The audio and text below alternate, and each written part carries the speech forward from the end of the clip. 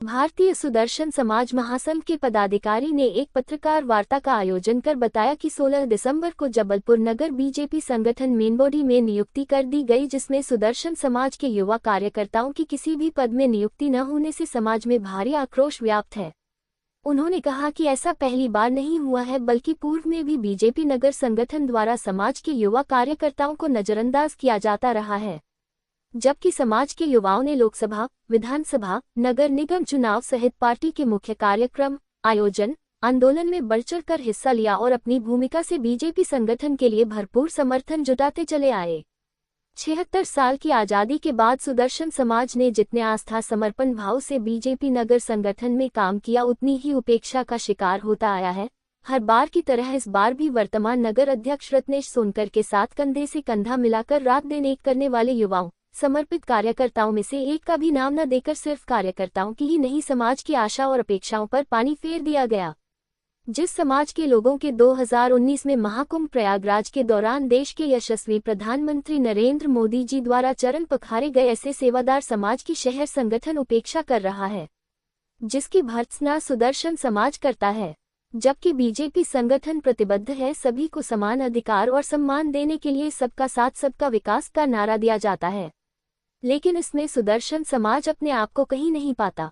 बड़े अफसोस और खेद के साथ कहना पड़ रहा है, नगर मेन बॉडी के लायक एक भी कार्यकर्ता वर्तमान अध्यक्ष को नजर नहीं आया, जबकि जन समर्थन जुटाने के लिए यही कार्यकर्ता दिन रात एक करते आए हैं।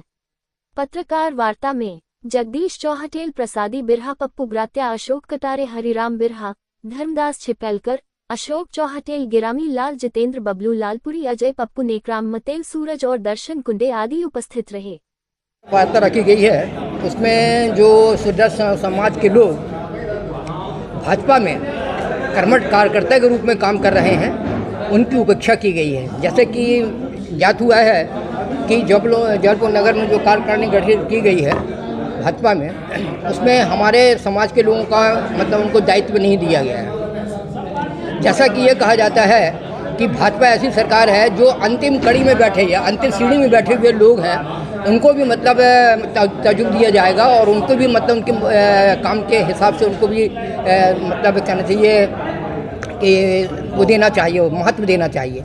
पर यहाँ पर उपेक्षा की गई है। हमारा सुदर्शन समाज यहाँ पर एक लाख करीब के लोग मतदाता हैं और मतलब उससे बहुत अधिकांश लोग से भाजपा में जुड़े हुए हैं और उनकी यहाँ पर जो उपेक्षा की गई है वो सुदर्शन समाज को बर्दाश्त नहीं करेगा। और इसके लिए आगे आने वाले समय में भाजपा के साथ मतलब हमारा जो संबंध बना हुआ है वो ऐसा है कि मतलब हमारा मतलब जो समाज है वो उनको नुकसान में पहुंचा सकता है। क्या चाहते हैं आप? हम ये चाहते हैं कि जो कार्यकारिणी यहाँ पर है उसमें भी मतलब हमारे समाज के लोगों को मतलब ताजुब दिया जाए, उनको महत्व दिया जाए। उनको जो कहा गया है कि अंतिम कड़ी में खड़े हुए लोग या सीढ़ी में खड़े हुए लोगों को महत्व मिलना चाहिए, वो नहीं मिल रहा। हम जहाँ के तहाँ खड़े हुए हैं। आज भी एक जाति विशेष को हम लोग देख रहे हैं कि मध्य प्रदेश में भारतीय जनता पार्टी और उनके सहयोगी संगठन लगातार उनको पद से और सत्ता से, टिकटों से सम्मानित कर रहे हैं, मगर समाज की उपेक्षा कर रहे हैं। मेरे समझ में ये नहीं आता कि जिस दल का मुखिया इस देश का प्रधानमंत्री हो, उस दल के लोग, जिस दल का मुखिया इस देश के कमेरा समाज को, सेवक समाज के चरण धोता हो महाकुंभ में, उस समाज की उपेक्षा क्यों की जा रही है? इनको नहीं पता है कि ये समाज 1 लाख से ऊपर की ज़्यादा संख्या में जबलपुर में है। अगर इसी तरह की स्थिति रही तो आने वाले समय में समाज अपने दम पे पार्षद, विधायक और सांसद लड़ाने का काम करेगा। इससे जो सत्ता में बैठे लोग हैं उनका नशा उतरेगा। उनके पास अभी भी समय है कि अपने आप को सुधारें और हमारे समाज को बराबर तवज्जो दें। उन्हें सत्ता और शासन के साथ साथ अपने संगठन में बराबर के उन्हें पद दें।